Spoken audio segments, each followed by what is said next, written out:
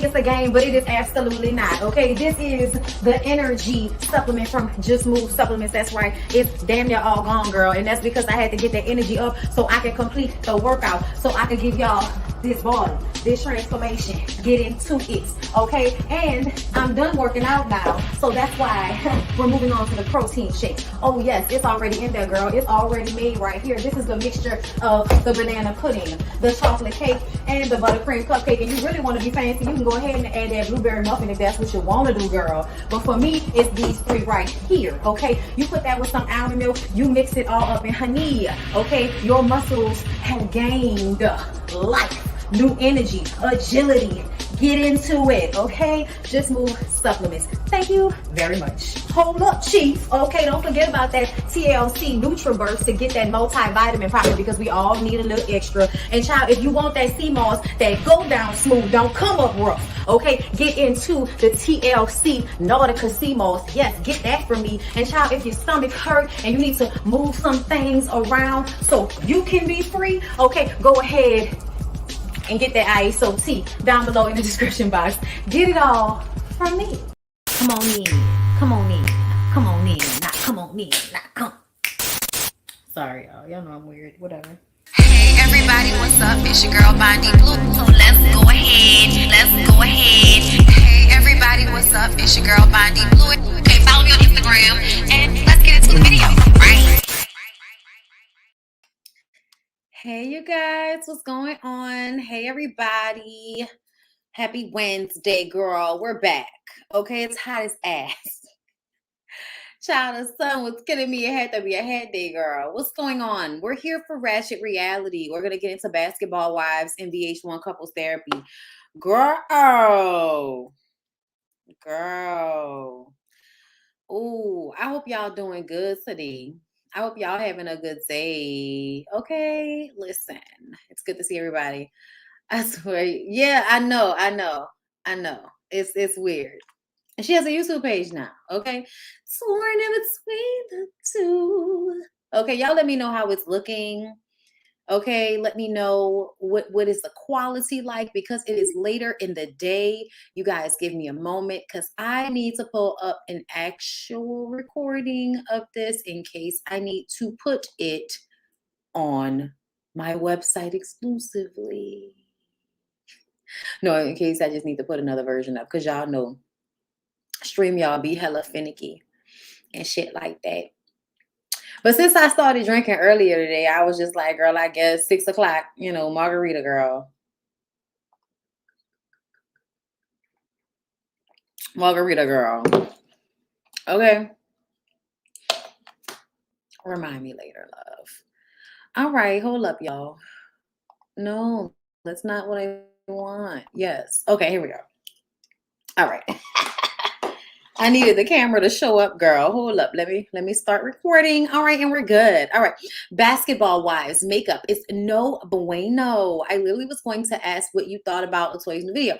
I haven't watched the whole thing, but I saw it and I want to see it. I know I seen it with Slim Thug. It was cute. Oh, that was Slim Thug? See, here's the thing. I'm going to tell y'all what happened. When I clicked on it, it saw that it wasn't the ex-husband. I said, well, I don't care. I mean, I care enough to go back on the day when I'm at the nail shop and I need something to watch. But in essence, oh, you know what else though? I don't know who Latoya Luckett has been doing advertisement for as far as clothing, but it's real expensive and cute shit. And I'm just kind of like, I love it, Latoya, but it's not in my budget, girl. I'm poor. I shop at She Inside. Like, okay, look, the most expensive that I go, girl. Okay, listen, shout out to Elizabeth, okay? Shout out to Zach for Elizabeth for my Marc Jacobs tote bag. Thank you so much. I appreciate it. It was a birthday gift.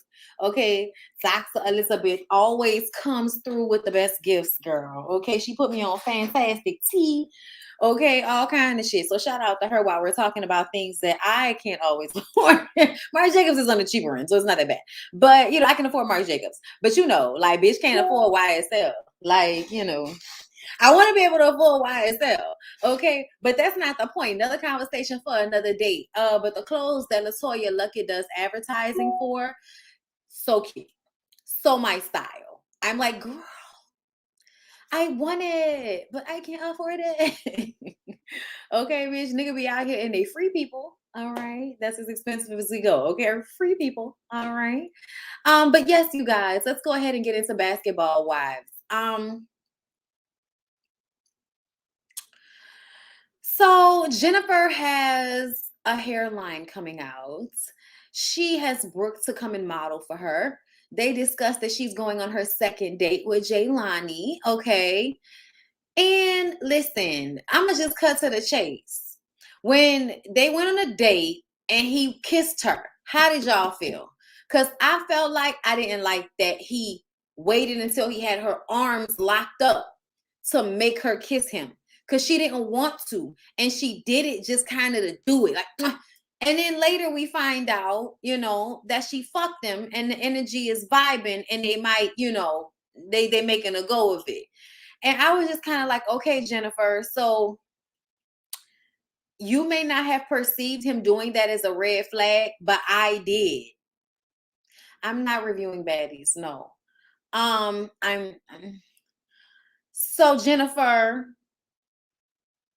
when you get into the next relationship, like if this relationship ends up being not a good thing, if it's not just for TV, don't be surprised, because to me that was a red flag. Okay, and I do feel like she using him for a storyline. However, I would like if it was that simple for her to go on a date with a nice guy, meet him, fuck him, have really good energy. You know what I'm saying? Like I would want that to happen. And I think everybody like would have wanted to see something real happen in this situation. But the way he locked her arms up, that shit, and I know he was hugging her, but to me, it seemed forced, and she seemed to only do it because you were putting her in that position versus if she would have done it on her own fruition. You know what I'm saying? And listen, it's not that I don't feel like a man should be aggressive when it comes to letting a woman know how he feels, because I do. But that was only your second date. And I feel like the best way to test a woman when you want to kiss her on the mouth is to kiss her on the cheek first. You don't force your mouth onto her if you don't like have a conversation about that first. Like I feel like a first kiss should always be something that is led up to. You know what I'm saying? Like the first kiss shouldn't just be a little peck and then you like confused and don't know how to feel about it. It should be, oh, that was nice and that made me want to fuck him. That's what it should be. But that comes with consent. That comes with the energy being mutual. That comes with the moment calling for it on both ends and not just you trying to. I honestly felt like, nigga, was you trying to kiss her to see if her breast stank because that's what you heard via the grapevine on the internet? I don't know. However, problematic portion of Jen and Jaylani outside of him locking her arms up while he forced that kiss was her expressing to us that she sometimes uses protection. Let me tell you something, girl. I am not a judge, okay? I'm not. I do understand the ways in which raw dick can be alluring, confusing, make you make bad decisions. I know, I get it. However, you don't know Jaylani like that. And the color of his eyes and the space in between his teeth tell me that he probably out here dipping that thing all over the place. And if he dipping that thing all over the place, that means he's dipping that thing raw in you. He's dipping it raw in other people. Y'all are not in any type of monogamous relationship. Therefore, in order to keep down STIs and STDs, we should always wear condoms, not just based on how drunk we are, Jen. That's so irresponsible. That's so irresponsible.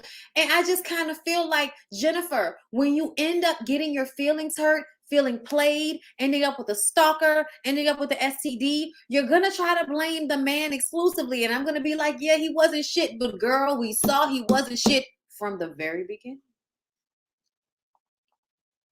Thank you, Naturally Dope, for the super chat. Okay. Oh, my waist trainer is Like what? Team LASHAE. Everything is Team LASHAE, girl. Like most of the stuff that like if it's not, it's Team LASHAE. The waist snatcher belt, the black one that I wear, that's Team LASHAE. The gloves that I wear, usually the pink or blue ones, the blue ones, I need to get some pink ones. The blue ones, Team LASHAE. Okay. Those bands, Team LASHAE. Okay. The workout, Team LASHAE. Shout out to Kiara. Okay. So that's that on that. She's somewhere different. And I've been wanting to DM like, girl, where you at? Did y'all finally make it out of the country? What's going on? You know what I'm saying? Like, you know, she just has a great life. I love her. Not because listen, I really felt like that kiss was like a way to try to force understanding of if the breath was fresh. But I feel like that's something he could have surmised in talking, but maybe not, because sometimes you can't tell until you're like all in your tonsil work. So lyric song. So yeah, I don't know. But to me, it's either giving fake, you don't believe it, or it's giving real. It's giving real. But it's problematic, irresponsible, and gonna end up getting you fucked up, like you like you often do. Okay. Moving on from there, Brandy. We're gonna talk about Brandy last. British, Duffy, and Jackie. Okay, so here's basically how it went down. I love the fact that the show is so simple that I don't have to really like. I can just create my notes and remember, what happened. Anyway, so Jackie had breakfast with Angel and Rockstar. And like a true weirdo bitch, had a conversation that she should have had with Angel by herself in front of Rockstar. Are you happy? Because see, I had a conversation with Duffy and she just was saying that you were saying you weren't happy. Rockstar starts to go, see, that's why I don't like your friends. That's why I don't like your friends. That's why I don't want you to hang around none of them bitches unless they married, because them bitches is all them, like what did he say? What did he say? What did he say? What did he say? Them bitches is all what? I forgot what he said. Them bitches was all something. But either way, at first he looked disinterested. Jackie says there were some words around that you weren't happy. Duffy shared this information with me. Rock says that's why he doesn't want her hanging around these trifling, that's the word, trifling women. Because if they aren't married, I don't want you hanging with them. Mind you, why do the women need to be married exactly? Because you won't marry Angel. You keep giving her promise rings. And the very issue that everybody's having right now is that they feel like you embarrassed that girl down to the gender reveal when you decided to give her a promise ring and make it seem as if you were about to give her an engagement ring. And she really wants the engagement ring, okay? But at the same time, she's going to act like she's not thirsty to get married. But Angel, sweetheart, Angel, I'm sorry, you pissing me off. You pissing me off. I need for y'all to understand how I see Angel Brinks as literally giving Keyshawn. It's giving Mississippi from P Valley. That's what it's giving. Because Rockstar is emotionally disingenuous. Meaning, I don't think Rockstar is emotionally capable of really loving anybody. I don't know what's going on with him. I don't know why you're with him, but he was disinterested in the conversation because he doesn't really care, but he wants to film and he wants to be on the show and he wants to project this look with you because you was a money-making girl and you bring clout. So I think he wanted to impregnate you on purpose because being tied to you means he's tied to whatever you're going to do and you're going to be successful anyway because you're already that girl, Angel. Yeah, you can't dress yourself, but you damn sure know how to dress Meg Thee Stallion and all of the girls for the concerts, okay? But no, you don't know how to dress yourself. No, you look terrible. I don't know why you do that to yourself. I don't know why you want to look like a bow-legged brat baby with weird hip. Like, you obviously went and got your body done, something you should not have done. Then on top of that, like, girl, if you think we can't see that man stressing you out in the wrinkles under your eyes, I don't know anything. I don't know anything. That man is stressing you out. And you're sitting up here talking to your friends about it. And then when your friends talk to each other like, girl, did y'all see what happened? Yeah, that was fucked up. Something wrong with that nigga. I know. You think we should talk to her about it? I don't know, but I'm going to try to talk to her.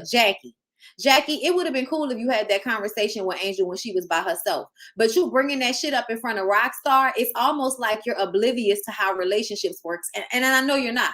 So then that makes me feel like you're doing the producer shit, where you're like producing the scene and doing things in a very fake and disingenuous manner because you know it's going to move the storyline along.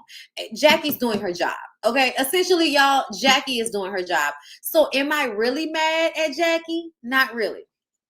I'm sorry, y'all. Like I told y'all with Monique, I told y'all with Candy, at some point, you have to disseminate the mess.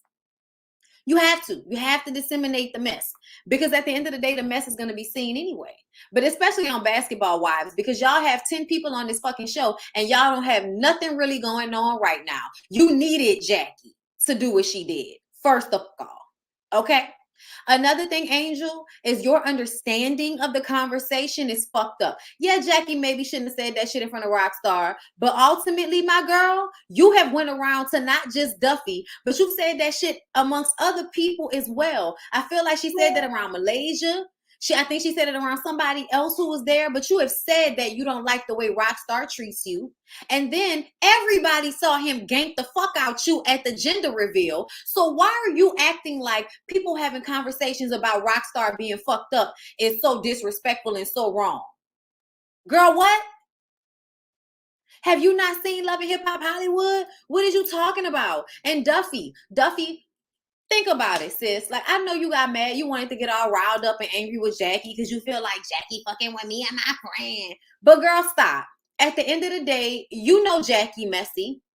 And Angel knows that information about her old man was going to get through the crowd. That's why you brought your man on the show, because he's your storyline. Other than that, what you got going on, Angel? He's your storyline. We know that. Like, that's why they're talking about him. And another thing is that he tries to stay quiet. That's why he kind of drifts off until y'all start talking about their relationship. But at the end of the day, Rockstar, you told on yourself because you took what Duffy said personally, like she said something about you, when all Jackie said was, we heard you weren't happy.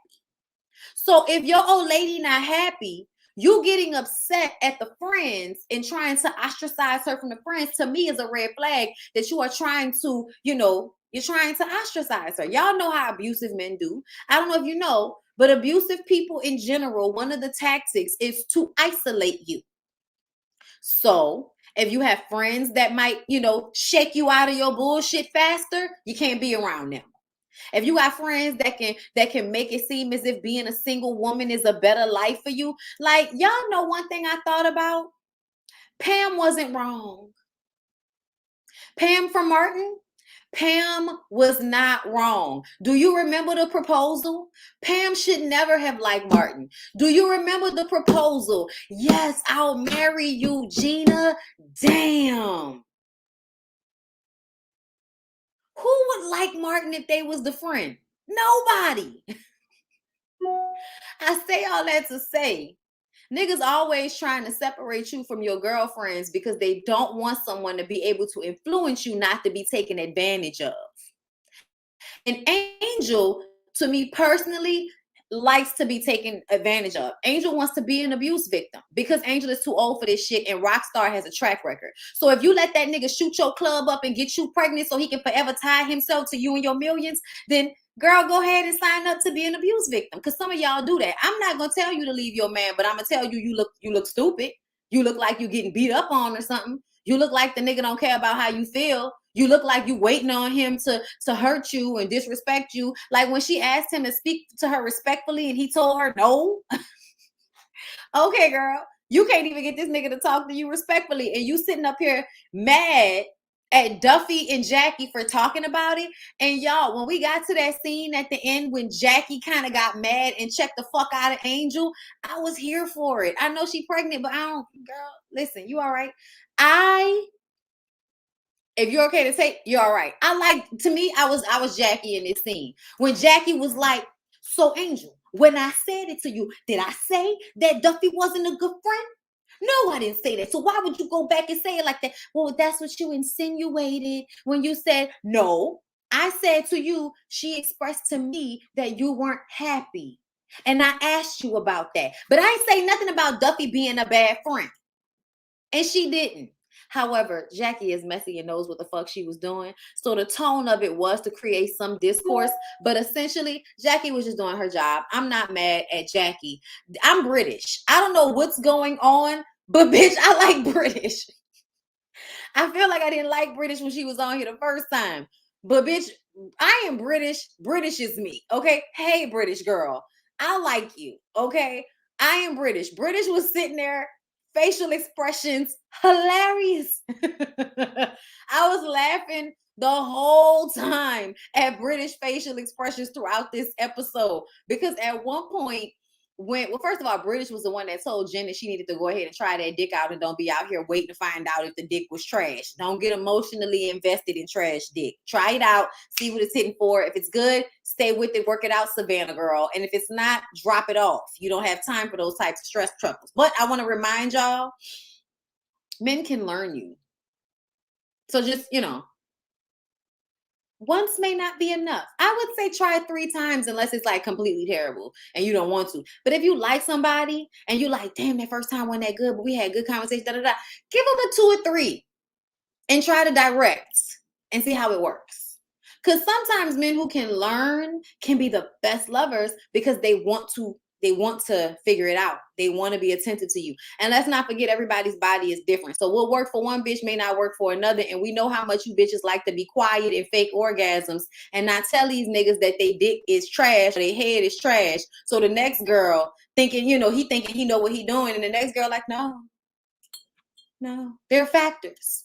There are factors, okay? That's why I feel like, hey, women, stop lying to these niggas. If the dick or the mouth is trash, let them know. Okay, don't do that to your fellow homegirls. Don't do that to them, okay? It ain't no fun if the homegirls can't hit. Listen, okay? Anyway, I'm sorry. I'm trying to switch the whole patriarchy, bullshit on its head sometimes. It's just jokes. But anyway, back into it. Okay, so Brandy, my dad passed away. My brother came in town. I talked about how he affected me. My daddy used to cook. He taught me how to cook. Now I want to come out with a cookbook. I'm going to invite the girls over so they can taste my food. Boom, bow, pow. Brandy, I identify with that. My daddy taught me how to cook. I get it when you talk about the hands. We were here. I don't need to stay on it, but we was here when you was talking about that. Okay, so boom, bow, we get to the party. Nia, sister, apologized to, because I forgot what her name is. But Nia, the one who started all that mess last week, her. She had her sister show up to the event this week to apologize because Brandy did not invite her. And Angel says that she doesn't want an apology. She wants respect. And I say, and what the fuck does that look like, Angel? Because your nigga don't respect you. So please tell me what respect looks like if it's not an apology. Tell me what it looked like, bitch. Anyway, Jackie gets there. She got on her black sunglasses and shit. And Duffy and Angel felt it. Look, you never really know until 3 to 5 times. Come on, Coco. Come on now. Come on. Okay, listen. So Duffy tells Jackie Angel told her that Duffy was talking about her and making her look like a bad friend. And Jackie is pissed because that's not how it went down at all from Jackie's point of view. And so Jackie says she needs to straighten this shit out first. Like they eat the food and stuff. Like they're like, look, we're going to eat this food. All right, look, I need to talk to this bitch. You all right with talking to this bitch? Yeah, Jackie, go ahead. They ate my food. They love it. Do what you got to do. All right. Let me tell you something, okay? Because I didn't talk to the host. She said I can go ahead and let y'all know how I'm feeling right now. All right, let's talk about. She said, let's straighten this shit out because I didn't say anything negative about Duffy as far as her friendship and her being a bad friend. Angel says, well, now you have Rockstar questioning me and my friends. Girl, Rockstar was already trying to ostracize you from your friends. So anytime something happens, he's going to be looking for an opportunity to make it be like, oh, see, that's why I don't want you hanging with them. Okay, so let's break that down because I want to stop right there because I've heard that before. If a man is not putting a ring on your finger, and even if a man is putting a ring on your finger, he doesn't get to dictate who you're friends with. And if you allow a man to dictate who you're friends with, you're a fool. There's that. And I'm saying like it's a woman, you know what I'm saying? And they're not bisexual. So I'm talking, we're not talking about a nigga friend that might be secretly trying to fuck you. Okay. So for me, I feel like any man that's trying to dictate who you are friends with when they won't even marry you, nigga, you stepping out of bounds. But that's what y'all get for letting them shoot your club up. Okay, because see, now he feels like he has some ownership over you because because his baby is in your womb, correct? And you're gonna allow for him to dictate who you're friends with, even though you can't even dictate if he's your husband or not. Okay, you got a baby daddy, and then you sitting up here talking about, well, I'm not gonna beg a man to marry me. Yeah, but you're gonna let him impregnate you and tell you who you could be friends with? Girl, if you want a nigga to control you, just say that. Talking about now you got Rockstar questioning me. You sound like an abuse victim. British says you shouldn't have said it in front of Rock. And then and that's when Jackie says, okay, now I understand. I shouldn't have said it in front of him. I'm like, all right, Jackie, we glad you got that. Okay. Jen says that I was like, Jen, they was like literally like letting the situation go. And then here comes Jen. When me and Jackie talked about it, she really, saying it to me in a way of confidence.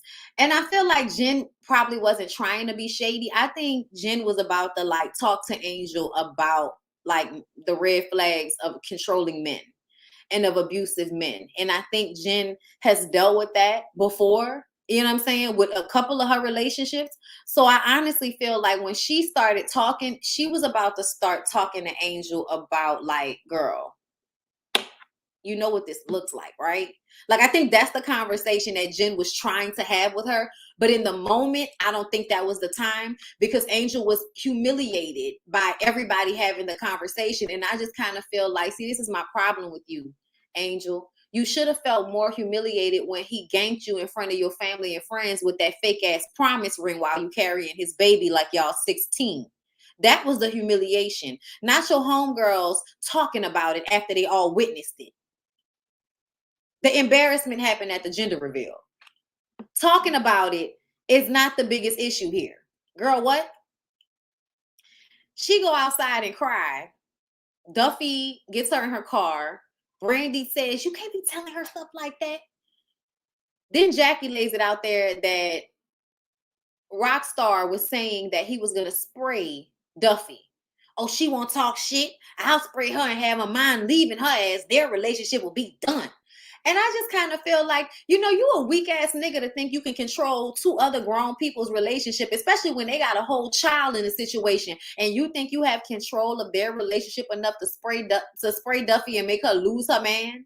That's how you know that Duffy probably has cheated on a man or fucked around on a man and told Angel, and then Angel told Rockstar. That's why you can't trust people like Angel, because they too weak. They too weak. They gonna tell their man shit. They gonna let their man bulldoze them, and then their man gonna then try to wreck shop at your shit because you just trying to help your friend who obviously is in an abusive relationship. That's why you can't help them. You gotta let them I'm sorry, like, unless you call me with a bloody face, I'm gonna call the police and say, hey, my friend just texted me or show, I just saw my friend, her face fucked up. Can y'all please go do a wellness check? I'm gonna be all right, bitch. So you trying to die and stuff? That's what you want? You want this nigga to beat you to death? Is it the 50s? What is he working in the cotton fields? Fuck you on. Like, I'm gonna have those types of conversations with you. I'm not doing that. I'm trying to save you and I feel so bad for you, because at some point y'all really be out here like putting yourselves in those situations. Not Brooke like looking like an Annabelle doll. Y'all going to hell. Leave that lady alone, okay? So it's annoying to me. And then Duffy was like, and if I did, what kind of weak ass nigga shit is that? And da da da da da da. And I'm just kind of like, if you, first of all, I feel like Duffy is the closest to married out of all of the friends. So if you feel like she ain't shit, even though you done been around her and her dude, What are you even talking about, Rockstar? It doesn't even make sense what he's saying. I don't feel like anybody should trust anything that Rockstar says. I don't think you should trust that he loves you. I don't think that you should trust that he has any type of emotional loyalty or care for you, Angel. I really do feel like he sees you as a come up. I don't think he has the capacity to really love anybody. I'm sorry. I hate to say it, but can y'all show me evidence one time of this man being genuinely sweet? Or does it always seem like everything is a manipulation so that she will stay with him?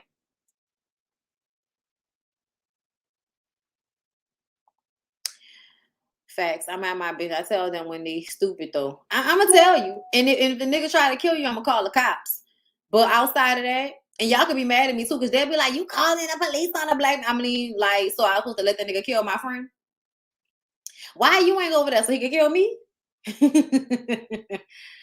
Girl, listen, and I'll only be friends with you for so long under those type of circumstances. I'll be the first one to tell you, all right, so look, this is what I'm saying. The nigga is abusing you. So you either gonna stay in an abusive relationship and we not gonna be cool like that, because I can't have you in your fucked up situation fucking up mine because I'm a friend that everybody always think that, you know, trying to free their woman and shit. Nigga, you is not about to get mad at me because your old lady has changed up on you and now it's my fault because I'm the free friend. Like, nigga, I am.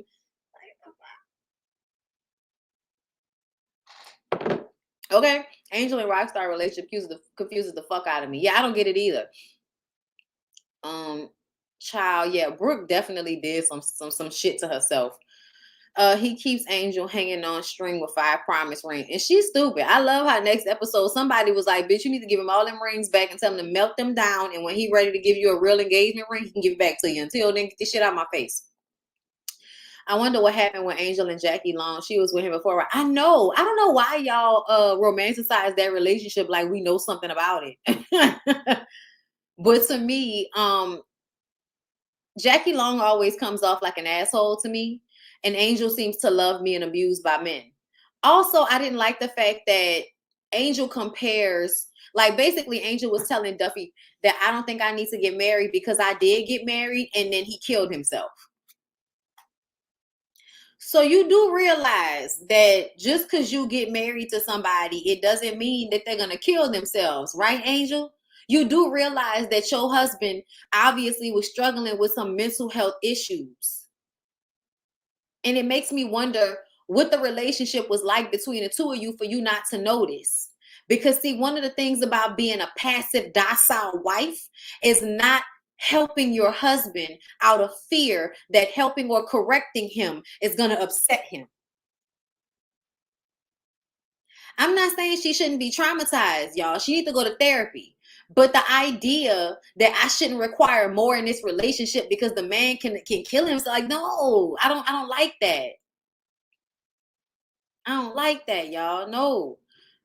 Okay, so because that she's traumatized, I'm not supposed to say nothing about it. All right, I'll stop talking about it. Okay, so I'm done with basketball wives. Let's go ahead and move on to Vh1 couples therapy. Before I get into that, can y'all please like the video?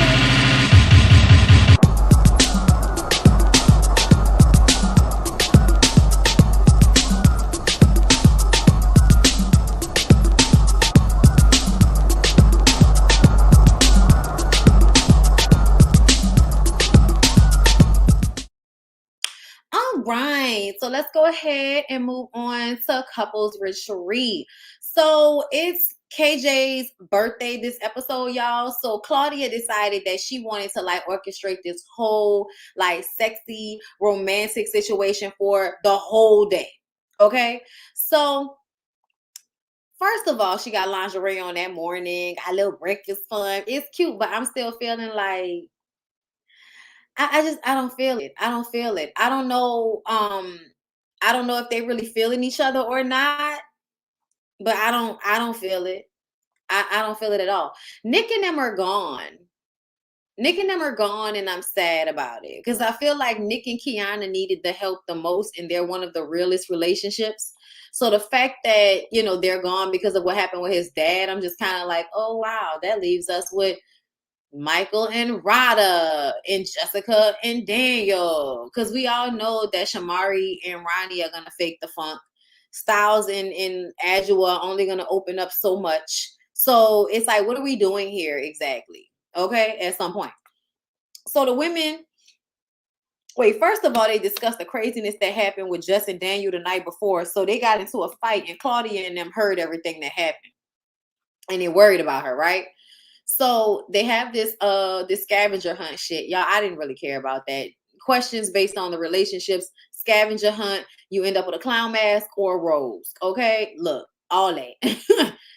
Jess has a one-on-one with AJ, and basically talks about how she doesn't feel like she's being honored in the relationship. She feels like he doesn't care about how she feels. And, AJ was like, so do you think he loves you? She was like, no, I know he doesn't love me. He keeps saying the same thing over and over again. And so AJ is trying to make her realize he doesn't love you. He doesn't care about how you feel. So ultimately, you are giving him chance after chance to disappoint you. That's all you're doing, is giving him chances to disappoint you. That's really all you're doing, okay? So the other women talk about the fight, and Claudia tells Rada that Michael told them he would choose the side chicks over Rada, okay? And we all know this. We all know this. I don't know why we're still talking about this. Like, Rada is another one that I'm like, girl, if you want to be over there going through this, that's your business. But I almost feel like you want people to feel sorry for you. And I feel like at some point you have to take accountability for yourself. Okay? Child, he does care. Who cares? Who cares? Y'all have to be more specific. Who cares? Anyway,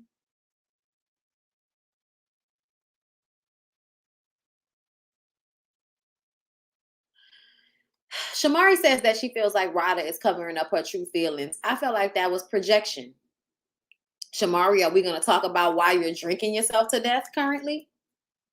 We're on vacation and we're having a good time. But when you were on Real Housewives of Atlanta, you was drinking like this too. And I like to drink too, but I also keep my shit in check. You know what I'm saying? Because I don't want to be an alcoholic, because it runs in my family to be an alcoholic. So I try to check my shit, even though a bitch loves a good drink, girl. Okay. Mm-hmm. But something makes me feel like Shamari is drinking because Shamari is trying to cover up her own feelings, and being drunk helps. So the men joined the women who were having this conversation about how fucked up Daniel is, and how Michael said that shit about choosing the side chicks if Ryder can't leave him alone about it. The men joined and discussed how terrible Daniel is, moving forward. Everybody's still talking about it. The men agree. So that's why I thought it was so crazy how everybody, or not everybody, but Daniel is going to set his sights on Claudia as the only person that's calling him to task. Ronnie said something, Styles has said something to you, KJ has said something to you, like Shamari has said something to you, like all of everybody there for the most part has said something to Daniel about the way he treats Jessica, and he's still going to make it Claudia that he has an issue with. And I always feel like it's so funny when weak ass niggas point out the strongest woman in the room to fuck with. You know what I'm saying? Because see, I feel like he thinks that KJ is a square nigga like him. So he can disrespect and go at Claudia's neck in a way that he can't do with Styles and Adjua, because Styles will probably chop your neck off, and you don't want to make the superstar upset because you're a fan. We saw that when Daniel first got there. Daniel is a fan of a lot of the celebrity men on the cast. So he does and says shit, I feel like, trying to look cool, and ends up looking stupid, because a lot of these men are there to be in relationships with their women. So you trying to make it seem like bros before hoes at a couples retreat looks fucking stupid. But that's what you're doing, basically. And everybody knows it, okay?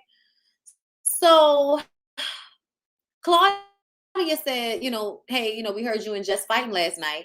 And he was like, oh, you blowing it out of proportion. She was like, no, we heard like doors slamming and shit. Like, it definitely was screaming and it sounded like commotion. Okay. And he was like, nah, you just trying to put 20 on 10. You just trying to blow it out of proportion. And she was like, well, we care. He was like, you don't care. And I'm like, no, nigga, you don't care.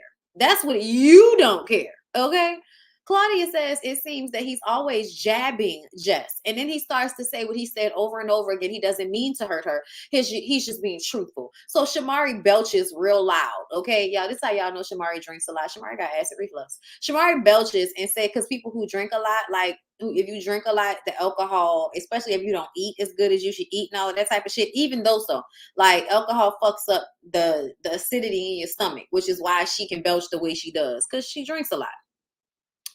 And another reason why when I be looking at her and she's so small, I know she's naturally small, but sometimes when women drink a lot, like, and they be skinny like that, is because they drink more than they eat. But I don't know, and I'm not trying to judge her like that, but it's giving functioning alcoholic, Shamari. I'm gonna say it. It's because we're not just basing it off this show. We're also basing it off Real Housewives of Atlanta and how, you know, they had to clean up vomit out of your hair on that one. And in this one, you've been drinking the whole fucking day. And I just, I'm not going to say all of the things that I want to say because I didn't already, you know, y'all already like mad sensitive in the comments and shit. So I'm going to just not say all of the shit that I want to say. But Claudia says it seems like he's jabbing her. Shamari did the belch and says that's how I feel about that. Daniel says, well, it don't really matter how you feel. And see, to me, I feel like Daniel is being passive aggressive. But see, if these women didn't have men there with them, if Ronnie DeVoe wasn't standing on the side of Shamari with his hand on her shoulder, like I dare you to say something, Daniel would have been way more disrespectful to the women. He would have been way more disrespectful if those men weren't there as not only protection for their women, but co-signing what the women were saying about the way he treats Jessica. Okay. And he says, listen, Jess is the only one that matters. And Claudia says, well, she's obviously not happy. Daniel says, if she wasn't happy, we wouldn't be here. And Ronnie says, no, my dude, if she were happy, she would be here with all of us, like everybody else is with their significant other. And you're the only one here whose significant other is not here in this moment. Like, hello. And also, it's called Couples Retreat. It's low-key therapy for y'all. So if you were good, you would not, in fact, be in this setting at all. But okay. So Jess comes out at that point and joins the conversation. I think she's coming out of her conversation with AJ. And, you know, they're talking about it. At first, she was trying to act like everything was cool. But then she was just kind of like, let's just go ahead and get, you know, get this all off my chest. So she tells him that she feels like he doesn't care about her feelings, that he is not valuing her. He is always talking about his 11 years before they got together.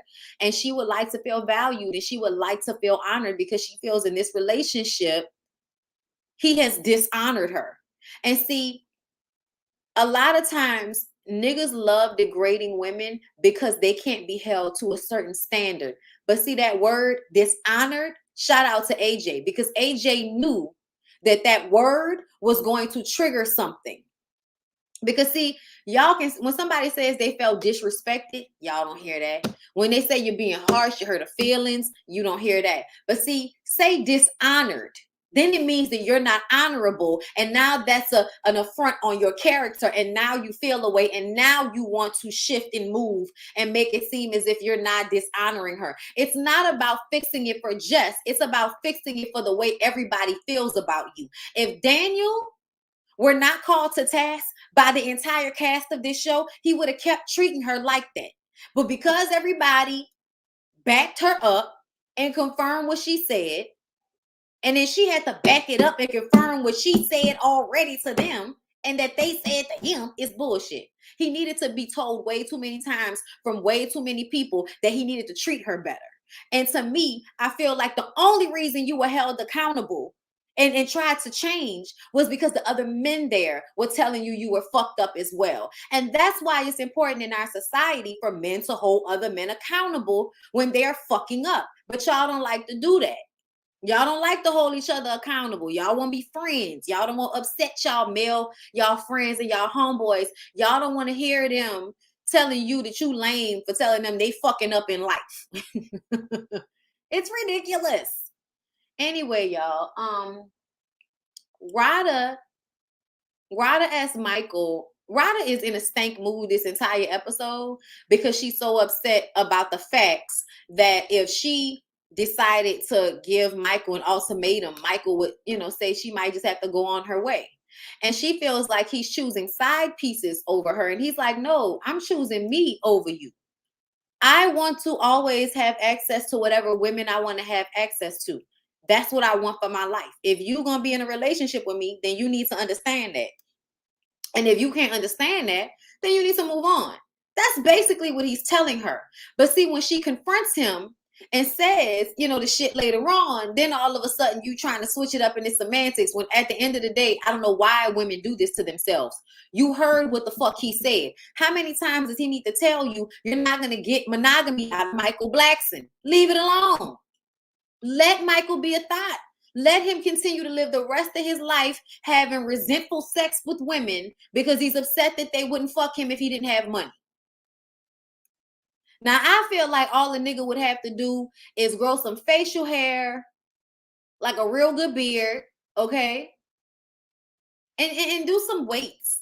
Like, eat some protein and get some weights. Don't look like a grasshopper. Help us help you, okay? Just like women who y'all feel like are ugly, go get lashes and wigs and nails done and surgery on their body and fake teeth and surgery on their face to get rid of their black girl nose. Just like the black girls go do all of those things so that they can be more attractive to you ugly ass niggas. Can y'all meet us halfway and do some motherfucking push-ups, Michael Blackson, with your little boy chest? I'm sorry, y'all. I'm gonna let it go. But to me, I hate the fact that everything about Michael Blackson screams, I'm mad that y'all hoes are not attracted to me if I don't have money. But it's kind of like, why would you want that? Why do you want to be the broke pretty nigga? What is that about? What is that about? And honestly, I feel like any woman that can fuck you for any reason, can be in a long-term relationship with you for any reason, Michael Blackson, you should be grateful. And I think you know that.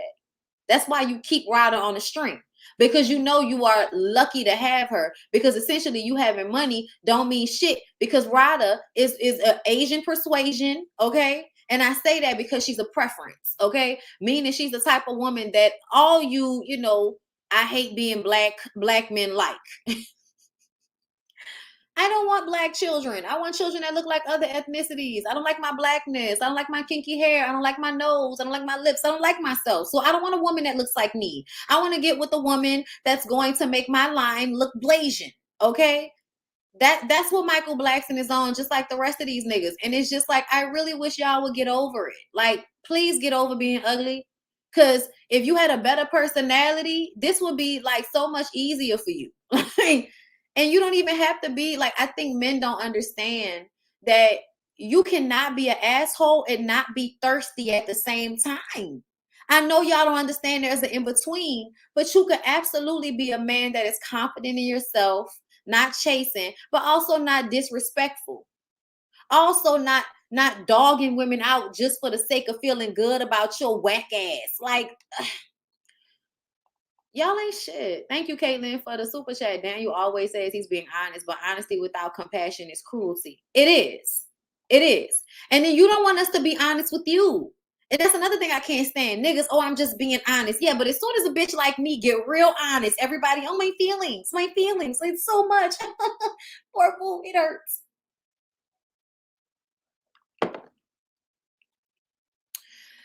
But okay, y'all. Okay.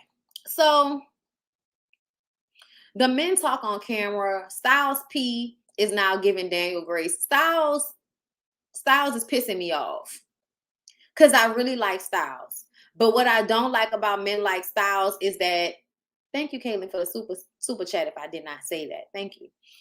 The thing I don't like about men like Styles is that y'all essentially know that what this man doing is fucked up.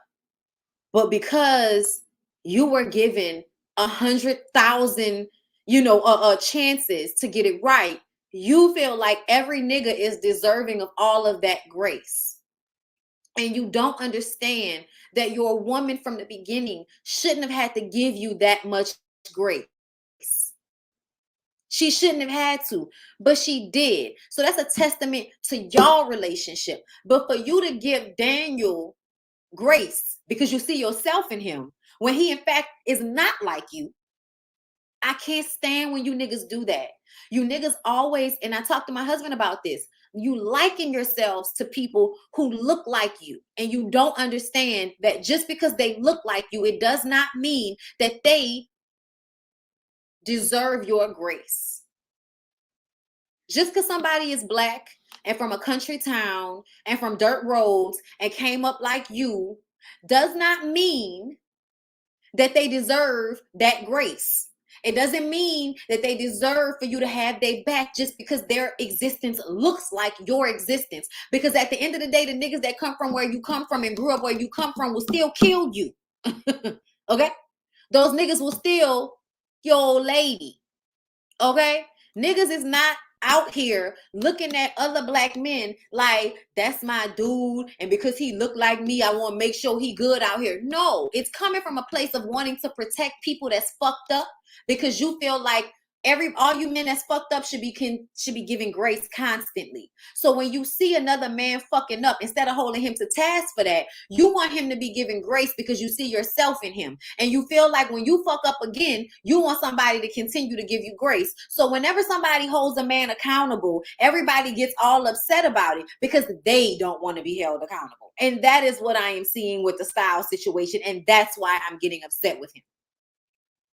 Because essentially, you are not disrespecting Adjua like he is. You're not talking to her like that. And even if you did do that, Styles, we didn't see it. We didn't see it on national television. We didn't see it on the internet. Whatever you and Adjua have gone through, Adjua has gone through that shit without the public humiliation the way it seemed like Jess is on this show right now. Okay? Why did Styles get mad when they ask why are they still there when they seem to have all the answers? I wanted the same. Oh, he gonna get upset, but I feel the same too. I like KJ. I don't think him and Claudia have any sexual chemistry, but I think that KJ is a stand-up dude. Like I like the way his mind works. He makes sense to me. Like at the end of the day, you know what I'm saying? Like that's a great question. But it's because Styles is not opening up and Styles ain't keeping it a buck. That's why they keep coming on these shows. See, I think they think they're coming on a show to show an example of a relationship that's made it through trials and tribulations. But in essence, I'm wondering if Adjua keeps bringing Styles on these shows because he isn't getting it exactly. Like he's getting it, but he's not getting it exactly. And I think the only way she can, I'm not saying it like it's the only way, but sometimes it feels like the only way she can force him to want to be his better self is if she is doing it through reality shows and business. Because Styles is a man that cares about the way he's perceived. Styles is like, you know, like in hip hop, Styles is like extremely well respected, you know what I'm saying, as a rapper and an MC. Like anybody that's really in hip hop knows and respects Styles P. And I think when he came on that first reality show and people got a glimpse of him and Adjua's relationship, he got that same feeling from the way people perceived him as a man in his relationship, as a father who had lost his daughter. There was a lot of love and respect for Styles from that. So I think that if he is a type of person that will sometimes focus on everything else except for how he's truly feeling, Adjua probably uses these situations to check in with him, to make sure he's being his highest self in their relationship, because it makes him have to be in the position to be better because he's the elder in the relationship spectrum on this show. You know what I'm saying? So because he was the MC that was well respected, he always carried himself a certain way. In relationships, he's going to carry himself the same way as it pertains to marriage and being in relationships, because him being a good dude and loving Adjua and being a family man, essentially, and being an amazing ass rapper and having, you know, real respect in that respect, I think all of those things make him feel good about himself. So if he's in this space, he's going to try harder in his relationship. He's going to try harder with Adjua, because he likes being respected. He likes people looking up to him. He likes being the good guy now that he knows how to be the good guy. And that's why he's always trying to talk to Daniel and trying to talk to Nick, because he didn't have that understanding before and he does now. And as somebody that often wants to help other people see things more clearly. If you feel like you see them clearly and it's a lesson you learned, you want to help other people, but essentially you have to keep yourself in check as well. You know what I'm saying? So I feel like he needs to self-check at this point. I think he's gotten used to being in that position. And now you need to check in with your shit, because I need to understand why you and Adjua are now on your third relationship show. As far as I know, it's probably more than that.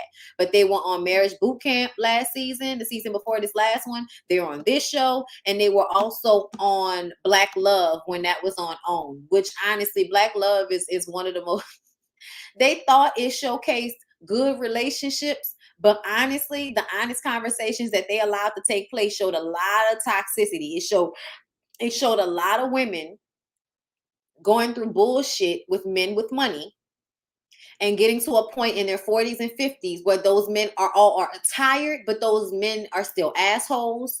Those men still work on their nerves. They may love them because they've created families and lives and all of that with them, and they're not going anywhere, but essentially they're not happy in those relationships.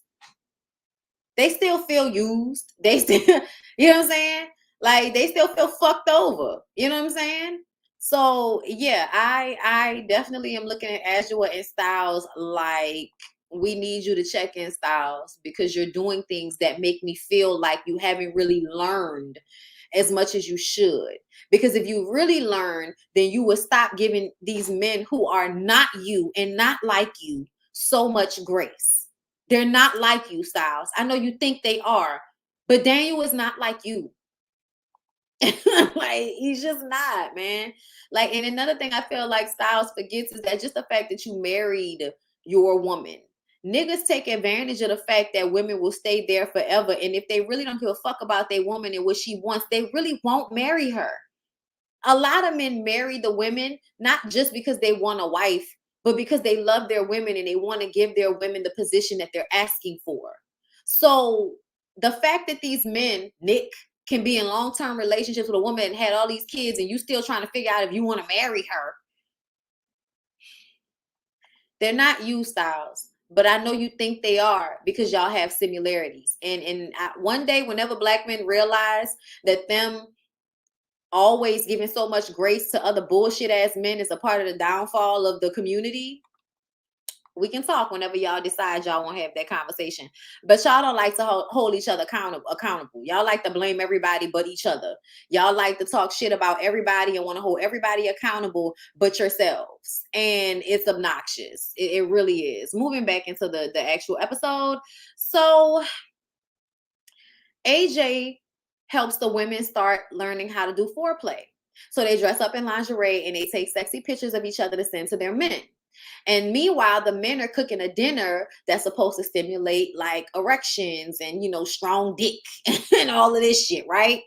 And at some point, all of the men start getting pictures from their women, and it's a turn on. The only person that didn't get something was Michael, because Rada is not in the mood. Okay, so he was sitting up there feeling real sad that he was one of the only people that didn't receive a picture. And I'm just kind of like, honestly, that was the best part of ending this shit between Rada and Michael, was Michael feeling like, she sent me a picture. Like, honestly, I got so much gratification out of that. Because I was just kind of like, I'm tired of y'all.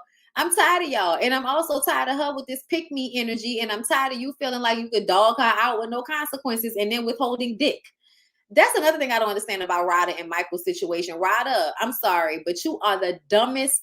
Girl, you so stupid. You allow this man to fuck all these different women, and then you sit up there horny and upset because he won't fuck you because y'all got into an argument. Do you really think, girl, if you don't go get you some other dick and get out of my face? When I tell you, y'all really think if y'all uphold these loyalty criteria that these niggas put in place for y'all, and they keep moving the benchmark because you can't ask for the same thing from them that they want from you?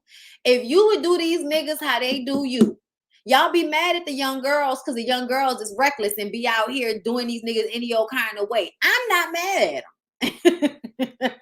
I ain't mad at the city girls. I ain't mad at the women that's like, fuck you, nigga, I want your dick and then get out my face. I'm not mad at none of them. I'm not. And I also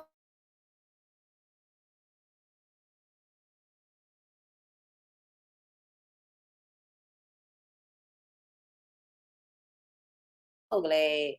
I'm recording on this other one. Am I here, y'all? I'm gonna go off camera for a minute. If I was Rada, girl, the dumbest shit ever, girl. You so stupid. I'm sorry. I know y'all don't want me to be mean to the girls. I'm supposed to be more sensitive, but I'm not in the mood for the bullshit right now. So I'm just gonna go ahead and say that Rada is dumb, and Rada should be out there looking for new dick. I don't know why you think it's hard to find new dick. It's not. It's not. Get new dick. Find. Have you seen him? Tell me, have you seen him? And I feel like if you are a preference, as you are, Asian woman, BBL body, it should be really easy for you to go find some black dude who likes Asian women to fuck. Like, go get you some dick. And then you can come back to Michael and be like, you had a good time? I had a good time too. But you're so scared he's not going to want you. And that's stupid to me.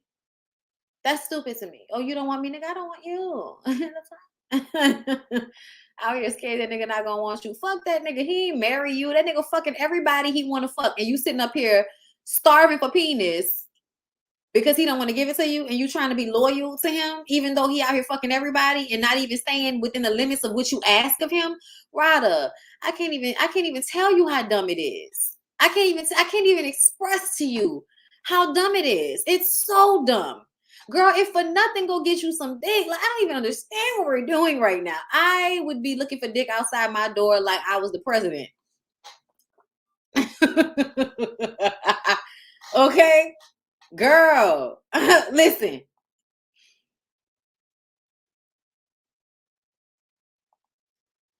She don't make me sad. Girl, you want to be dumb, you be dumb. You too old for that shit. But if you want to let that nigga play you like a soybean burger, bitch, I'm going to let him do it. Because that's what you're doing. So anyway, y'all, eventually the men and the women come together. Jess feels like Daniel is actually trying because he's being nice to her. Rada isn't feeling it. She asked Michael why he would say to the other women that he wouldn't choose her. And he's, and she says if he knew he wasn't ready, why would he propose to her in public? And I do understand how she feels about that. He did propose to her at the fucking Breakfast Club like he was going to make some change, and he didn't make the change. And it does feel like, why would you propose to her? But I think he proposed to her because she lost the baby. And I think he felt bad because I think he grew. Like, I don't care what nobody say, y'all. As much as we're all scared of children, I think that when he thought he was going to be a father, he was excited. And so was she. And then she lost the baby. And in order to make her feel better about losing the baby, he decided to propose to her, knowing he would never marry her. It wasn't about actually marrying her. It was probably about making her feel better about losing the baby. And I think he doesn't want to say that to her. And that's when I say men are being disingenuous. If you have a heart for your woman, then love her enough to either do two things for her. Either let her go or give her what she's asking for. Those are your two options. But you want to not give her what she's asking for, and then you don't want to let her go. And then you want to keep saying shit like, well, if she wants to, if she gonna have a problem, she just go ahead and go. Yeah, y'all, she was pregnant on the last show. They found out on the last season of this, they found out that she was pregnant. So I really think that was why, now that I'm thinking about it. And it makes me so sad for her. That makes me sad for her. Okay? Because I feel like she really did think things were going to change. But I need for y'all to understand that babies don't change things. If you thought he was going to be faithful to you, he wasn't. He was never going to be faithful to you. Michael Blackson is decided that he's going to spend the rest of his life mad about his middle school insecurities. So he's going to continue to share himself with as many women as possible. Not everybody wants to be monogamous, and not everybody should be monogamous. So the monogamy part doesn't always mean him wanting to have sex with several different women, doesn't always mean it's a trauma. But for him, it obviously is. Okay? It obviously is for him. What else? Shamari tells Daniel he should look at, because he was talking about how beautiful Jess looked. He was like, did you see her ass though? Her ass looked good. Shamari at this point has been drinking her ass off. And Daniel was like, damn, can you let us be on our date? Can you let us be on our date? And Ronnie is like, won't you chill out? You've been drinking too much. Won't you chill out? Claudia gets on top of, KJ. And Shamari is like, oh, look at that ass. I would be smacking that ass. I would not be able to smack that ass. Shamari was doing way too much. As somebody that looks at women with my husband, as somebody that, you know, like, you know what I'm saying? But you don't do all that. You don't do all that. Just did look good. And I heard Jess is bisexual. But either way, you know, you don't do all that. But Shamari, Ronnie, you had every right to be upset. But Ronnie, when you going to keep it a buck with yourself? Your wife is bisexual. You're not going to be able to shut that down just because it makes you uncomfortable. Shamari, I know you're saying, I don't like women. I don't deal with women. I was just saying she looked good. Shamari, you want to fuck her. Shamari, you like women. And your husband is either going to do one or two things. He's either going to let you be who you are in your relationship and y'all stay together and he be the dick and you get the badge when you want to and you be open in your shit again and try it again to be open, or break up with him. I know that's real hard for you, but when you called him ET at the end of the argument, I was just like, Shamari, you resent him. You resent him. Somebody, this is what you pushed me to. Girl, to me, Shamari wants to be with women. Shamari feels indebted to Ronnie. She feels like being with Ronnie DeVoe is some honor and privilege. And she's been with him since she was 21 years old. And they've been together for 20 years. They have 2 kids together. She is convincing herself that she can go for the rest of her life acting like she's not into women. Shamari, you gonna go the rest of your life without sleeping with another woman? Is that what you want to do? Listen, there are some women that it's a phase. There are some women that is just something they experienced at one point in their life and they're able to move on to their man and they're completely satisfied in that situation and they don't need to do anything else ever again. That's great. That's great. But there are other people that let you know out the gate what it's going to be. And you can choose to fuck with it or you can not. Okay? But when I look at Shamari and Ronnie, I feel like Shamari is shrinking herself for Ronnie. And I feel like Ronnie is holding on to her so tightly that he might suffocate her. And I do think he loves her. I do. I know he loves her. You know what I'm saying? I felt bad for him. But I also feel like that's because y'all don't want to keep it a buck. Y'all keep saying that that part of y'all life is over. And I told y'all that it wasn't, because they talk about it like, you know, it's still a sore spot for him. He's still scared that she's going to leave him for another woman. She's still scared. I mean, he's still scared she's going to leave him for another woman. And it is probably why she drinks so much, so that she can lull it, so that she can make it stop. And it doesn't stop, which is why when she got drunk, the only thing she could pay attention to was all of the other fine ass women in the room. Ain't looking at now one of you niggas, not even her own. ET over here. She was like, you better just up. Daniel was so bothered, but I was like, Daniel is also worried Shamari is going to steal his girl. And Jess was like, watch. Yo, the show, I feel like there are some parts that are fake and there are some parts that are real. Shamari and Ronnie, that scene when that nigga got mad at her and told her, "What, you had too much?" He was drunk too. That's another thing that I was looking at. I was like, you're drunk too, Ronnie. And then at the end, when they were talking, because he walked back to the room and she followed him, like, why did you leave? You know, she's trying.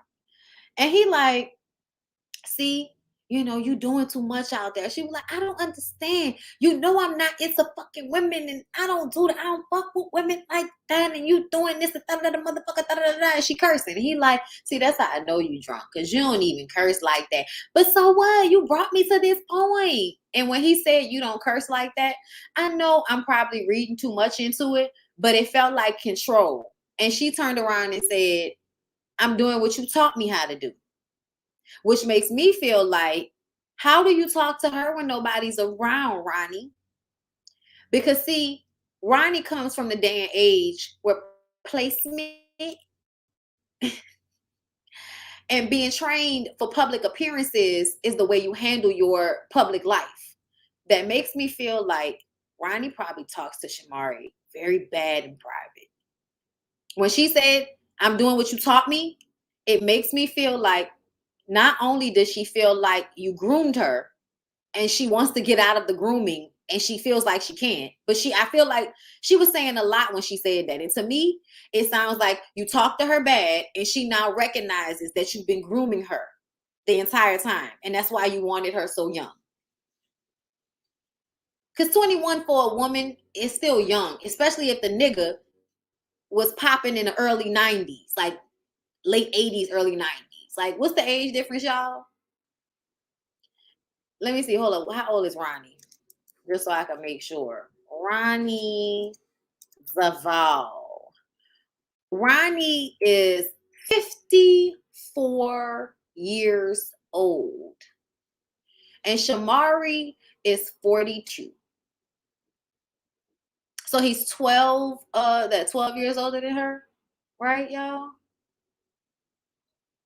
54, 42, 12-year age difference. At 21, he's 33, right? Y'all, 21 and 33. I don't know about y'all, but I feel like the 20s, from 20 to 30 is like a very, like, you know, it's supposed to be a time where a woman is learning who she is. So if she spends that time in a relationship with an older man, her understanding of herself is going to be through his lens, because he's going to feel like he has to teach her. And we know how Ronnie likes to give out unsolicited advice. Place me. So I feel like essentially Ronnie probably had a big control over her. And she broke out of it and then got back with him. I don't know what made her get back with him. That's what I want to know. I want to know, you left and then you got back with him. I want to know, like, why? Like, why did you leave? And why did you come back? That's what I want to know. Because they've been leaving shit out of the story for a long time. Yeah. So she was 21 and he was 33. Yeah. That's a big age difference to me, y'all. As a woman now at the age of 34, like at 34, you guys, I couldn't imagine being with a 21-year-old at 34 years old. What are me and a 21-year-old gonna do besides get fucked up and have sex? And they had music in common, sure. But how much of her career was put on the back burner so that she could, you know, be a cheerleader for Ronnie while he was on tour? Because Ronnie's been on tour like this entire time. Like, if anybody tours, it's New Edition and Belle Biv DeVoe. I know. I've seen them niggas in before, okay? That late 20s, mid 30s change where you really get to know yourself. Probably the time when that's probably that time period when she left him for that woman. So I want to know how we got back here. Didn't they have kids after separating? They sure did. Money? It might have been. Might have been money, probably to be stable. Black had just got back in the park. Okay. So she probably stayed with him because financially it was smart. That's when if that was my daughter, I don't know what you mean. Both was in the industry. Yeah, I'm aware. I think she fell in love with the girl she was messing with and left him. I know, but why did she go back to him? Is my question. Why didn't you just leave and stay gone? She got pregnant during the time of the New Edition story on BT was filming. 21, which means they were dating when she was 17 or 18. She said she met him at 21. That's what she said. We'll see. But they've been married for 20 years. So, no, they probably were dating before that. You right. You probably right, girl. You know how these niggas be. Getting together in your 40s and 50s isn't bad. However, being 21 and 30 is a big developmental. That's how I feel. I'm just going off how I felt at 21 versus how I feel at 34. Like, it's a difference. It's a huge difference. And I feel like men get with women when they're that young so that they can control them. That's how I feel. I'm sorry. You can show me a man who you feel like isn't trying to control a younger woman. And I probably can find a whole bunch of ways that he's trying to control that younger woman. And why his want of her is tied to him not having to do as much work. When I was 21, I had mad men in their early 30s trying to wife me up. And now that I'm 36, I know why. But fortunately for me, I'm not controllable. Even the military failed. Okay, ma'am. Okay. Listen, I mean, by the time they got together, Black was making a resurgence. I bet she leaves him because them 40s, you just don't care. You see how she is right now. Like, why not stay with the woman? That's what I'm trying to understand. Like, what happened between her and the woman? And I feel like she's not going to want to talk about that for real, with Ronnie sitting right there. Ronnie seems like a groomer to me, always controlling her, not acting natural himself on reality shows, showering her with the flowers and balloons on Encore was sus. To me, that wasn't sus. To me, what has been sus is the way she bigged him up on Real Housewives of Atlanta, and now him trying to do the same thing when they got on this show. It felt like what Marceau and Tisha have been doing this season on Love and Marriage Huntsville. I think she felt guilty for falling in love with the girl when it was supposed to be a fling. Yeah, but you still left. Like, you could feel guilty, but that don't mean you go back, deal with the guilt and get over it. Like, you fall out of love. You fall in love with other people. Like, it happens. He might have begged her to come back because he didn't want people to know that their marriage ended because she left him for another woman. I feel she came back to spare his reputation. That's probably, yeah, that sounds good, even though it's like reputation. Like, nigga, as long as you can twist and shout on stage, what reputation is we worrying about? I was 22 and my husband was 36. I was too young. When I hit my 30s, he couldn't and can't tell me anything. Child. And sometimes them old niggas, when you'll wear them out, and they'll be like, child, I ain't trying to lose her and I ain't trying to go nowhere, so I'm going to just leave her alone. You know what I'm saying? But like, you know, to me, a lot of times niggas in their late 30s, mid 30s, getting with 20-something-year-old women is because they don't want to have to really be the man they have to be with a woman their age. Me at 23, I had nothing in common with someone in their 30s or someone who is 18, 21. Okay, Raw. She's going to talk about some of it on the show, and Ronnie's going to get up and leave. How I feel about Michael and Lori. 10 years is too much, y'all, even though I'm sure he couldn't control her. Shout out to Lady Heroin. Is that what they call it, Lori, now? Shout out to Lady Heroin. My mate is 13 years older than me. However, I was over 25. Yeah, no. It's true. Your decision making center not even together at 21. Let me explain something to y'all. If two 21-year-olds got together, it's a different story. You're growing at different times. You're growing together. My mom was 11 years my dad's junior. However, they got together when my mom was in her late 20s. And she had already been married, already had a daughter. You see what I'm saying? Owned her own business. So my mom at 20-something years old, you know what I'm saying, getting with a man 11 years older than her was more fair. Now, he still was controlling, but he can only do so much controlling. And you know, you wear them old niggas down. But that, to me, that was still different. Like, he wasn't trying to control her in that, and then like in the respect that I feel like that grooming thing, where you're trying to make a woman be who you want them to be, meaning you want them to not care about how they feel. You want them to think about how you feel first. That's what grooming is. And that's the difference. Because once a woman is over 25, it's harder to do that to her if that's not already something that's been implemented. Not sure if these shows been helping. They need love goals with Spirit, and so do Amber and Brock.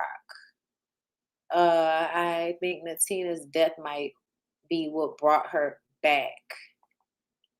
So how? Latoya Luckett has a YouTube channel called Leave It. I know, we talked about it earlier. She acts like she is being held captive. He's not letting her go because his ego won't let him let her go be with the woman. It does feel like that. It does feel like that. Your mom had the life experience already. Exactly. So, you know, but he was catching her 21, you know, off of just starting her career. So to me, it just kind of makes it feel like you were trying to get that girl early so you could groom her. Period. And I wish we had more detail from Shamari on the whole experience. You know what I'm saying? Yeah, no, it's definitely, that's why you don't even curse, Shamar. What the fuck you mean? 40 years old. Why is you policing the way that lady talking? if she left him around 2013, when Tina died, she probably went to him for comfort and fell back into the marriage. Is that when it happened, 2013? Damn, why I feel like she died before then? That's crazy. I don't know why I thought she died like earlier than that. He definitely wanted someone to groom. I don't know why I'm not like computing that she died in 2013, 2012. I don't know why it felt like way before Whitney. Didn't Whitney die in 2013 or 2015? 2015. Or was it 2017? Girl, listen, I don't even know no more. Get the years away from me. Oh. Nah, Left Eye died in 01. Or 01, 02. Like, but I still thought, 02. I still thought, Natir, whatever her name is, no disrespect, but I thought she had died like closer to like 06, 07, 08, like around that time. She reminded us if Left Eye died in early. Yeah, no, I know. I was there. Y'all know I'm 34. I was there. Candy, where you at? Because we need her to speak on it. Okay.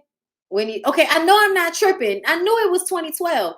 I felt like, she died before Whitney. That's crazy. Y'all, the years have ran together, all of the information. I also wonder what her family and belief system thinks about same-sex relationships. It matters. How people probably ain't here for it. A lot of y'all let y'all old ass parents run y'all grown ass lives as it pertains to that. I want y'all to stop. I'm just saying, if you're paying your own bills, like, I don't know, y'all. I just kind of feel like I would be tickled if my mama felt any like I don't have that type of relationship with my parents where they felt like they could control who I dated. So the idea that a grown 40-something-year-old woman with children would not live out her life however she chose to live out her life because her parents would be upset is just crazy to me. But I do understand it. You know what I'm saying? I understand people still be feeling the way. But yeah, y'all, that's all I got. I don't have nothing else to say about it. It's a good show. I can't wait till next week. I'm sure it'll be a really good episode. Look, just in time, lyrics pulling up. That's why Shamari gets liquored up and then she gives Ronnie the business. Crystal, that's what it felt like to me. It felt like she needed to get drunk to have sex with him. But I'm gonna leave it alone. All right, y'all. I'll talk to y'all later. Bye.